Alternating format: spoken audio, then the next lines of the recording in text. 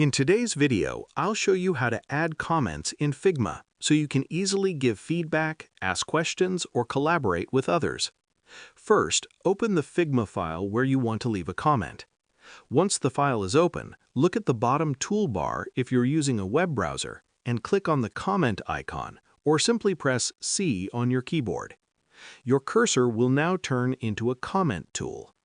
Next, click anywhere on the canvas where you want to leave feedback. A comment box will appear. Type your message clearly, whether it's a suggestion, a question, or a note for your teammate. If you want to tag someone, type the @ symbol and select their name. This will notify them instantly. After writing your comment, click Post to publish it. Anyone with access to the file can reply to the comment, resolve it once the issue is fixed, or reopen it later if needed. That's all it takes to add comments in Figma and improve team communication. Subscribe for more quick and simple Figma tutorials, and I'll see you in the next one.